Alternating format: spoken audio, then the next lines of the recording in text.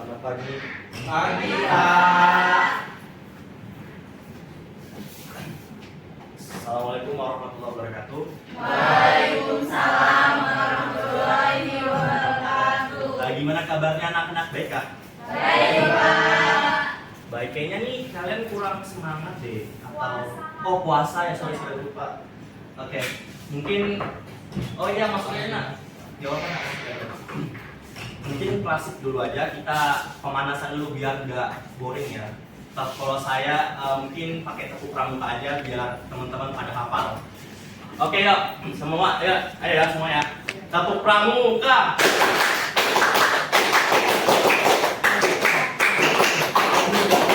Oke, itu aja no. Oke, mungkin anak-anak ada yang tahu nggak kita bakal bahas materi tentang apa? Peristiwa di Eropa yang berpengaruh terhadap kehidupan umat manusia, Pak. Keren, tepuk tangan untuk Radita. Ya, materi yang saya akan bawakan kepada kalian itu terkait dengan seperti yang di atas, yaitu peristiwa di Eropa yang berpengaruh terhadap kehidupan umat manusia. Sebelumnya ada pikiran nggak sih atau gambaran lintas ketika kalian berpikir tentang Eropa atau hal-hal yang menarik dari Eropa? Siapapun boleh angkat tangan. Nggak perlu takut, apapun itu. Benar. Eropa dingin, Pak. Oke, boleh. Terus ada lagi? Putih, Pak. Benar, ada lagi? Negara Eropa. Oke, ada lagi? Boleh, bagus. Ada lagi? Kan, Pak. Oh, siap. Oke, ada lagi? Satu lagi? Oke. Baik, saya apresiasi untuk kalian semua. Mari tepuk tangan. Apa yang teman-teman sebut tadi merupakan salah satu banyak ciri-ciri khas Eropa yang bilang dingin, kulit putih, Hitler, terus ada Immanuel Kant, dan banyak lagi itu merupakan salah satu ciri keanekaragaman Eropa. Kalau yang saya tangkap sendiri, Eropa itu merupakan salah satu daerah kawasan yang mempunyai kebudayaan dan keanekaragaman yang sangat berlimpah ya, anak-anak sekalian. Di mana dari Eropa banyak peristiwa besar terjadi di dunia. Pernah nggak kalian berpikir kok bisa sih kita dijajah sama bangsa Eropa? Mungkin ada pikiran seperti itu ya anak-anak sekalian ya. Kenapa bisa seperti itu? Kenapa ada perang dunia? Semua berawal dari bangsa Eropa itu. Oke, kita langsung ke pembahasan. Sebelumnya tujuan pembelajaran ini ialah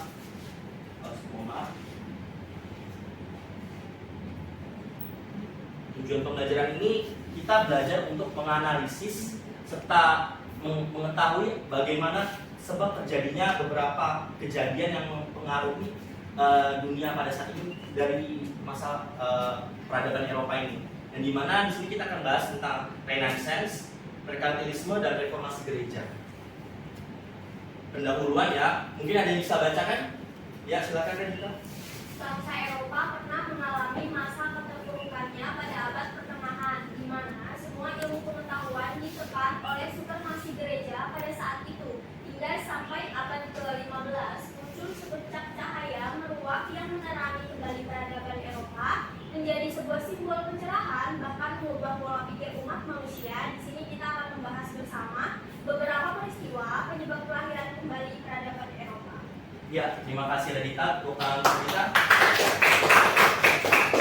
Mungkin anak-anak ada gambaran terkait apa yang dibacakan oleh teman kalian Radita? Nggak ada? Oke. Pertama dulu Eropa sebelum zaman pencerahan, sebelum zaman yang disebut Renaissance nanti akan kita bahas, Eropa jatuh dalam sebuah kegelapan, di mana pada masa itu Eropa sangatlah gelap, dingin, banyak penyakit, jorok. Kenapa? Karena bangsa Eropa pada saat itu sangat terbelenggu oleh supremasi gereja. Apa sih supremasi gereja itu? Supremasi gereja itu artinya ada suatu kekuasaan dari gereja yang mengekang mereka. Jadi mereka nggak bisa hidup bebas kayak kita sekarang. Kalau sekarang kita bisa main TikTok, bisa sekolah, ceweknya bisa pakai baju apa aja. Kalau dulu semua diatur oleh gereja, oleh agama. Ya, anak sekalian.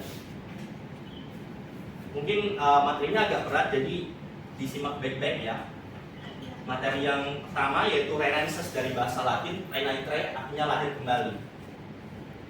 Dan for your info buat anak-anak sekalian, semua ornamen yang saya taruh di situ bukan tanpa sebab ya, itu merupakan salah satu simbol dari Renaissance itu sendiri. Ada yang bisa bacakan satu orang? Oke, Nadia silakan. Setelah peruntukan Romawi di abad ke-5 Masehi, Eropa mengalami kemunduran karena selama 1000 tahun Eropa berada dalam abad pertengahan. Masyarakat pada saat itu ialah manusia yang kehidupannya didominasi oleh gereja. Banyak hal positif yang berkembang di masa itu, namun negatifnya juga ada. Hidup saat itu selalu dikaitkan dengan tujuan akhir atau ekstalogi atau akhirat. Semua hidup untuk mencari keselamatan Tuhan hingga merupakan keberadaan hidup yang lebih baik. Ya, baik, terima kasih Nadia. Bisa dibayangkan di saat itu kita cuma hidup untuk mati, hidup untuk masuk surga. Beda dengan sekarang, kita hidup untuk hidup. Kita bekerja untuk menghidupi keluarga kita sendiri. Tapi pada masa itu karena supremasi gereja mengekang masyarakat pada saat itu, kita nggak bisa kayak besok aku nongkrong nih. Nggak ada pikiran yang lebih simpel kayak gitu. Pokoknya pikirnya besok bekerja ini untuk akhirat, untuk anak-anak sekalian. Mungkin ada gambaran sedikit dari penjelasan di atas? Nggak ada? Oke, mungkin di selanjutnya ya, sambil berjalan. Ya akan saya bacakan sendiri. Pokoknya pada abad ke-15 Masehi, kehidupan Eropa itu mulai membaik karena seiring dengan banyaknya pengekangan, ketika manusia dikekang, ditekan, pasti akan ada yang apa ya? Akan ada yang apa? Benar, akan ada yang protes. Dan masa ini ditandai dengan kelahiran kembali kebudayaan Yunani dan Romawi, yang dimana pada saat abad pertengahan itu jelek banget ya kalau teman-teman. Kalau anak-anak bisa share di Google, dimana nggak ada WC, ceweknya jorok, nggak mandi. Pada zaman Renaissance mereka kembali mengevaluasi diri, istilahnya untuk membenarkan peradaban mereka, terutama pada bangsa Eropa itu sendiri. Dan dimana di abad Renaissance terkenal dengan estetikanya, etikanya, dan intelektualnya. Ya mungkin beberapa dari anak-anak sekarang mungkin ada yang nggak asing dengan patung-patung ini. Patung-patung tersebut merupakan hasil karya yang dihasilkan dari abad Renaissance. Lalu juga salah satu arsitek dari kota Fiorentina, Leon Battista Alberti, berkata bahwa orang dapat melakukan semua hal yang dia inginkan. Menurut paham Renaissance, manusia dapat hidup secara maksimal jika dia nggak ditekan, jika hak individunya, hak diri sendiri itu dihargai. Ketika kita ditekan, kita nggak bisa hidup bebas, benar kan? Apalagi kalau kita saat ini kuliah, kita bebas dari orang tua, kita merasa bebas kan, mau ngapain aja bebas. Mungkin zaman abad pertengahan bisa diidentikan dengan kalian bahwa asuhan orang tua. Dan ini dia dapat melakukan kegiatan keagamaan. Dengan demikian ia harus melepaskan diri dari sesuatu yang membelenggu dirinya. Dan pada saat kasus ini adalah agama tadi.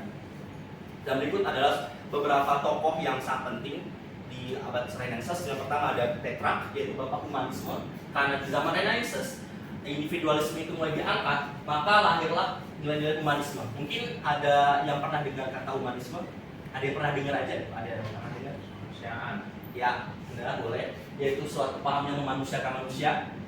Itu salah satunya dikemukakan oleh Petrarch, bapak humanisme dari Renaissance dari Italia.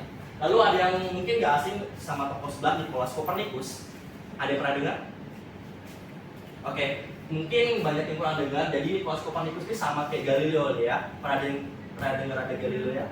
Itu salah satu ilmuwan yang mengemukakan bahwa bumi itu bukanlah pusat dari tata surya. Mungkin Edo ada paham sedikit, bisa disampaikan? Enggak Pak, enggak paham. Oh, nggak paham ya. Jadi dia adalah seseorang yang mencetuskan teori heliocentris, yaitu teori tentang, ada yang tahu? Nah, sebagai pusat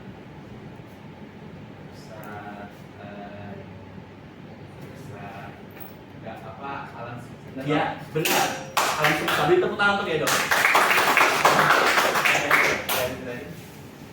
Untuk selanjutnya langsung ke materi merkantilisme. Mungkin ada yang pernah dengar, nggak ada juga. Kita akan bahas, yaitu kalau saya tagline di sini ada usaha memperkaya negara, di mana ketika bangsa Eropa memperdapatkan kebebasannya, dia sadar akan keterpurukannya. Ternyata selama ini saya miskin. Untuk memperkuat tersebut, dia menggunakan teori ekonomi ini, yaitu merkantilisme, yang artinya mungkin ada yang bisa bacakan. Oke, Sri silakan. Kerajaan-kerajaan di Eropa memiliki sistem ekonomi yang mengharuskan mereka untuk menjelajah. Nah, sistem ekonomi ini namanya merkantilisme. Apa itu merkantilisme? Merkantilisme ini merupakan teori ekonomi yang menyatakan bahwa kesejahteraan sebuah negara hanya ditentukan oleh banyaknya aset atau modal yang disimpan oleh negara yang bersangkutan. Oke, terima kasih untuk Sri, tepuk tangan. Jadi ketika bangsa Eropa telah sadar akan keterpurukannya, dia memakai paham ini untuk memperkaya dirinya, untuk memperkuat statusnya sebagai sebuah negara. Dan salah satu contohnya ya penjajahan, penjelajahan, pencarian macam-macam, emas, perak, dan sebagainya, hingga rempah-rempah. Dan itulah salah satu sebab kenapa kita dijajah, yaitu adalah paham merkantilisme ini yang mengakar kuat di bangsa Eropa, karena mereka ingin kaya. Untuk sistem ini, merkantilisme ini berjalan dengan skema di mana kerajaan disebut mother country. Mother country ini akan mengontrol semua perdagangan koloninya. Jadi, waktu itu kita dijajah Belanda, semua perekonomian negara itu ratu Belanda. Pastinya akan make sense kan? Pasti yang ngatur itu adalah orang yang menjajah kita. Duit-duit segala, semua hasil tanam kita tuh yang ngatur adalah ratu Belanda. Merkantilisme ini lahir di Inggris dan Prancis. Dipengaruhi juga oleh semangat Renaissance yang saya bilang tadi, ditandai dengan kepercayaan akan kemampuan manusia untuk bisa melampaui apa yang mereka tidak bisa lakukan dulu. Akan hasrat intelektual, hasrat pengetahuan mereka menggunakan teori ini, metode ini untuk meraih kekayaan sebanyak-banyaknya. Oke, untuk materi terakhir yaitu reformasi gereja atau tagline di sini saya lahirnya Protestanisme. Mungkin sini ada yang nggak asing dengan kata Protestanisme. Ada yang tahu Protestan itu apa? Orang Islam. Iya benar, orang Islam. Jadi reformasi gereja itu merupakan salah satu upaya untuk meluruskan atau mengembalikan ajaran Kristen dulu yang sempat menyimpang di zaman itu. Terkait dengan abad pertengahan tadi, di mana gereja sangat mengekang umatnya, mengekang masyarakatnya di Eropa pada saat itu. Dan kita pasti berpikir dengan kekuasaan sebesar itu pastilah mereka sedikit menyelewengkan pemerintahannya. Misalnya contohnya kayak, misalnya saya kasih contoh ke Edo saya kasih uang 100 juta dan 100 juta itu harus dibagikan kepada misalnya HMPS. Apakah HMPS itu salah satu organisasi sekolah ya? Apakah Edo akan benar-benar menggunakan uang itu seluruhnya untuk organisasi? Apakah ada kesempatan kecil untuk Edo bakal menggunakan itu untuk hal yang lain? Masih ada kan?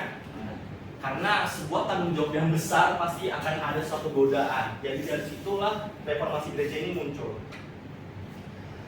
Pengaruh Renaissance menjadi pelopor reformasi gereja. Ada tagline, kebebasan berpikir membuat orang mulai mencari kebenaran dan berani menentang yang tidak benar. Martin Luther pun bertindak mengkritik gereja. Di mana saat itu gereja melakukan penyelewengan banyak sekali.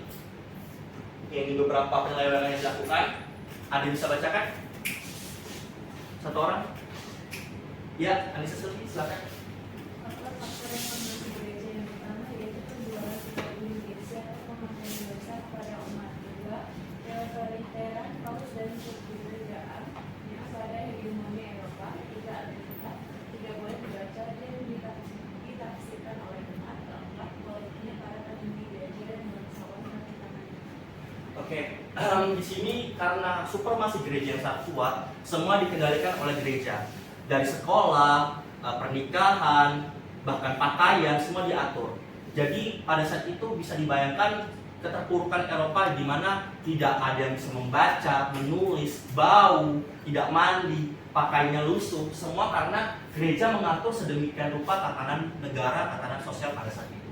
Salah satunya iming-iming mereka adalah menjual sebuah surat pengakuan dosa, di mana pada ajaran Kristen Katolik pengakuan dosa itu memanglah sebuah ajaran di mana ketika kita berdosa kita mengaku pada para imam. Tetapi yang salah di sini adalah mereka menjual surat tersebut untuk membangun sebuah gereja terbesar di dunia saat ini, yaitu Santo Basilika Santo Petrus di Vatikan. Lalu kedua, keotoriteran paus seperti yang saya jelaskan tadi, di mana paus itu sangat mengakar kuat di Eropa pada saat itu. Jadi ketika kita tidak sependapat dengan paus, mati. menganggap menyelewengkan perintah Tuhan kalau kita menyelewengkan perintah Paus tadi. Lalu yang ketiga, Alkitab tidak boleh dibaca oleh orang awam dan tidak boleh ditafsirkan oleh umat. Pada saat itu pedoman penting umat Eropa pada saat itu adalah Alkitab. Tetapi lucunya pada saat itu orang-orang tidak bisa membaca dan tidak boleh membaca dikarenakan Alkitab pada saat itu berbahasa Latin. Jadi kalau orang awam kayak kita nggak bisa baca tuh, kayak nggak bisa baca Al-Quran karena kita nggak diajari, kita nggak tahu. Akhirnya kita nggak tahu tuh isi ajaran sesungguhnya dari agama Kristen yang baiknya kayak gimana, yang benar gimana. Akhirnya disayangkan aja sama pemimpinnya, sama ustadz-ustadznya, gitulah istilahnya. Lalu 4, korupnya para petinggi gereja dan bangsawan kaki tangannya.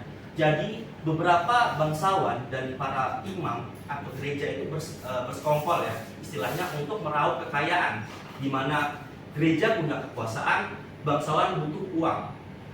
Jadi mereka salah satu contohnya seperti surat indulgensi tadi, surat pengampunan dosa, mereka bekerja sama untuk memperkaya diri sehingga orang miskin harus beli ini biar masuk surga, dan uang itu untuk diberikan kepada petinggi gereja dan orang-orang bangsawan tadi.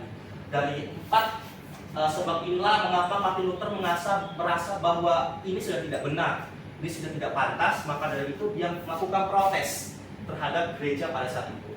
Dan yang paling terkenal, dia mengeluarkan 95 tesis tentang penentangan tentang ajaran gereja, dan hingga saat ini Protestan menjadi salah satu aliran Kristen. Oke, mungkin materi yang sangat berat ya buat anak-anak SMA karena juga ini materi sejarah peminatan. Dan tentunya sebuah peristiwa pasti ada dampaknya ya anak-anak sekalian. Dan karena itu saya ingin mengajak anak-anak ini untuk berpikir dan kritis terhadap apa yang telah saya jelaskan tadi.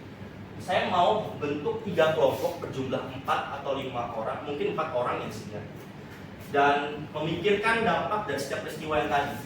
Kelompok pertama tentang dampak dari Renaissance terhadap dunia dan Indonesia. Kedua, dampak merkantilisme terhadap Indonesia dan dunia. Ketiga, dampak reformasi gereja terhadap Indonesia dan dunia. Mungkin saya bagi aja ya, biar lebih mudah. Kelompok 1, 2, 3. Saya kasih waktu 5 menit untuk setiap. Oh iya, saya berikan kertas, mohon maaf. Biar tidak harus kertas. Di mata pelajaran saya tidak ada jawaban yang benar, semua itu benar dengan perspektifnya sendiri. Jadi saya harap anak-anak dapat bekerja sama ya. Boleh pakai HP nggak apa-apa. Ya. Oh ya.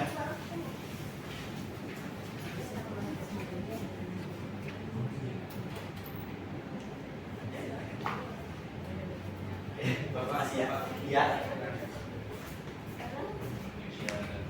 Nggak apa-apa. Bapak, Iya.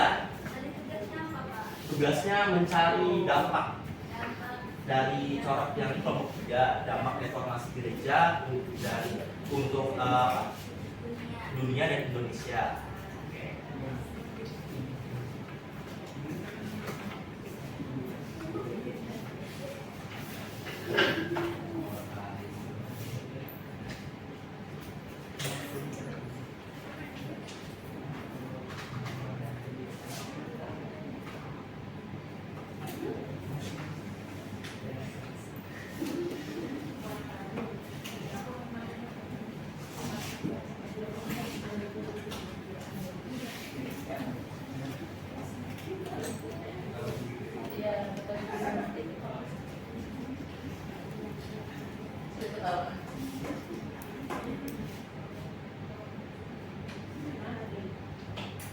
Bapak kelompok 2 sudah. Oh, terima kasih. Ditunggu dulu temannya ya, bisa dikoreksi lagi, perlu ditambahkan jawabannya. Tapi pakai HP ya, Pak? Gak apa-apa, gak apa-apa.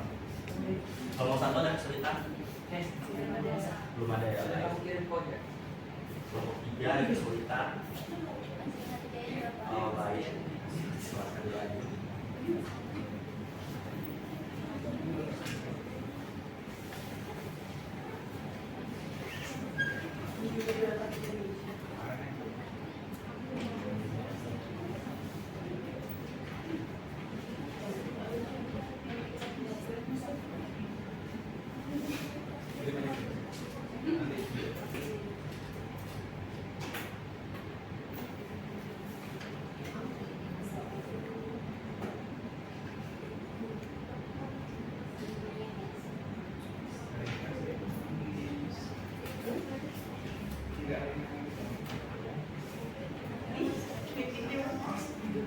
Borong, industri.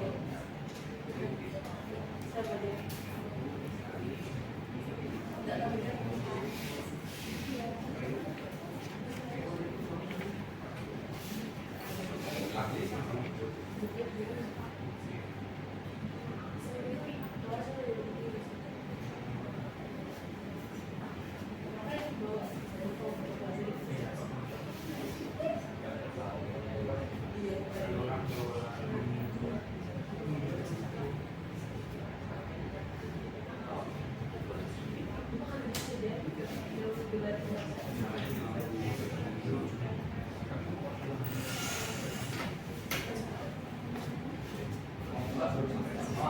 Oh, boleh silakan.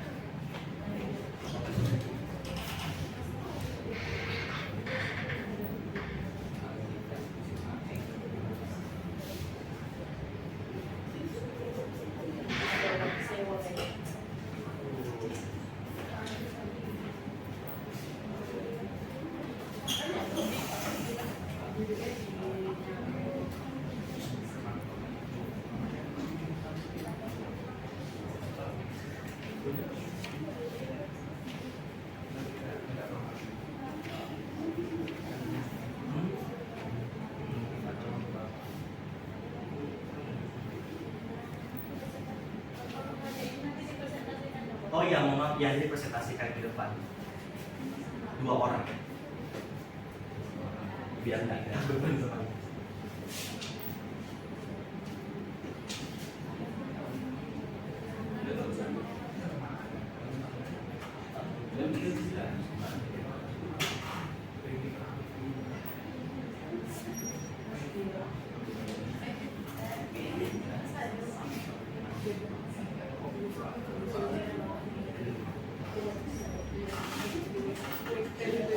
Sudah ya.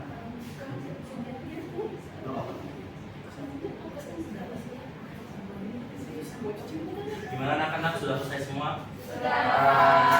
Oke, mungkin bisa langsung maju dari kelompok 2 dulu, boleh? Karena pertama selesai duluan.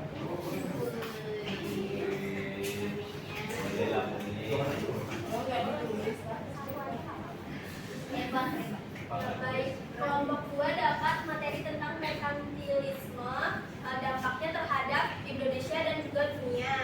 Nah, dampaknya itu mencakup yang pertama ada eksploitasi sumber daya. Negara-negara kolonial Eropa seperti Belanda dan Inggris menggunakan kebijakan merkantilisme untuk mengambil keuntungan dari sumber daya alam di wilayah jajahan termasuk wilayah Indonesia. Nah, yang kedua ada monopoli perdagangan. Negara-negara kolonial Eropa menerapkan monopoli perdagangan yang membatasi akses pedagang-pedagang lokal untuk berdagang dengan negara lain. Nah, hal tersebut merugikan untuk ekonomi lokal di Indonesia. Ketiga, ada peningkatan kekuatan ekonomi Eropa. Kebijakan merkantilisme juga membantu negara-negara Eropa untuk meningkatkan kekuatan ekonomi mereka dengan mengumpulkan kekayaan dari koloni-koloni mereka. Hal ini memperkuat posisi Eropa dalam persaingan global. Yang terakhir ada dampak terhadap industri. Indonesia merkantilisme dapat meredam perkembangan industri lokal karena adanya monopoli perdagangan yang memberikan keuntungan kepada negara-negara Eropa. Nah, secara global, merkantilisme ini juga menyebabkan ketidakseimbangan perdagangan antara negara-negara kolonial dan koloni serta memperkuat ketimpangan ekonomi antara Eropa dan wilayah-wilayah jajahannya. Hal ini juga menjadi salah satu faktor pendorong dalam perkembangan kapitalisme modern. Oke, baik, terima kasih. Tepuk tangan untuk kelompok 2. Ya, kelompok 1 silakan.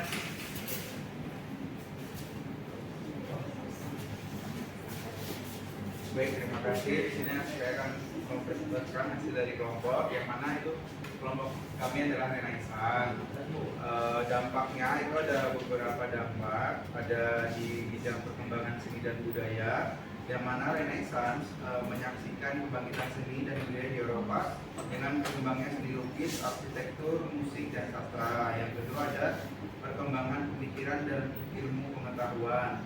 Renaissance juga menjadi zaman perubahan besar dalam pemikiran dan ilmu pengetahuan dengan munculnya pemikiran humanisme yang menekankan pada pengembangan potensi manusia.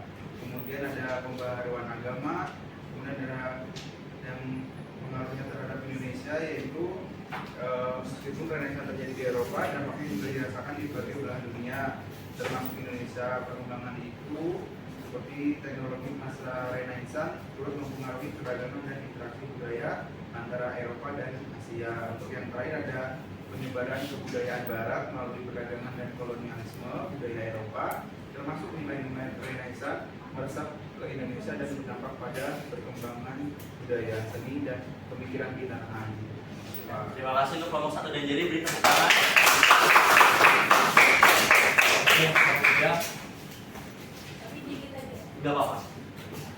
Jadi kelompok 3 yaitu membahas tentang dampak reformasi gereja untuk dunia dan dunia Indonesia. Tengah. Yang pertama yaitu lahirnya Protestantisme, kemudian fungsi negara yang menguat, kemudian lahirnya demonstrasi dan reformasi. Keempat yaitu melahirkan gereja atau Anglikan. 5 yaitu peranan antara aliran agama Nasrani. Kemudian dampak bagi Indonesia yaitu penyandaran agama. Kedua yaitu pengaruh budaya, pendidikan, dan juga pemikiran politik. Oh, baik, terima kasih. Beri tepuk tangan. Oke, karena tadi anak-anak sekalian telah menjawab pertanyaan dan memahami materi cukup baik. Sebelum saya tutup materi saya, mungkin ada yang ditanyakan? Oh iya, boleh silakan. Kan Bapak tadi menjelaskan kalau masyarakat pada zaman Renaissance itu sebelum Renaissance itu kayak jorok gitu Pak. Padahal kan ada gereja gitu Pak yang memperoleh mereka apakah gereja itu membiarkan mereka berperilaku seperti itu kan kalau dalam agama itu kalau itu sebagian dari iman gitu Pak. Baik, terima kasih untuk Anissa, pertanyaan bagus. Ada lagi satu pertanyaan? Nggak ada ya? Oke, mungkin Bapak akan jawab di mana tadi Anissa bertanya kenapa sih kok di zaman itu katanya jorok padahal kan ada agama, seharusnya agama mengajarkan kebersihan. Pada saat itu agama fungsinya tuh cuma mengatur tata sosial dan budaya, tapi secara ilmu pengetahuan mereka kurang ya, di mana pada zaman itu juga saluran pembuangan itu belum secanggih pada masa peradaban saat ini. Bahkan dibandingkan peradaban Islam Timur Tengah pada saat itu lebih maju daripada abad pertengahan. Dan juga dikarenakan iklim, di mana orang Eropa itu biasanya mandi cuma 1 kali bahkan dalam seminggu, karena di sana dingin terus lembab, jadi mereka biasanya mandi keringat sebaunya mereka gitu. Tapi diperparah karena pada saat itu kan tidak ada saluran pembuangan dan gereja menutup akses untuk ilmu pengetahuan yang menyebabkan ya jorok. Kayak bayangin aja kayak di sebuah kastil yang istana megah itu nggak ada WC-nya. WC-nya itu kalau paling canggih tuh kalian duduk di kursi terus kita ada pakai bak, dan itu nanti taiknya yang buang para pelayannya. Jadi belum maju banget deh daripada peradaban zaman sekarang dibandingkan peradaban zaman Islam pada saat itu ya. Gitu. Ya, itu si Anissa mungkin ada kurang puas bisa diskusi lagi sama teman-teman.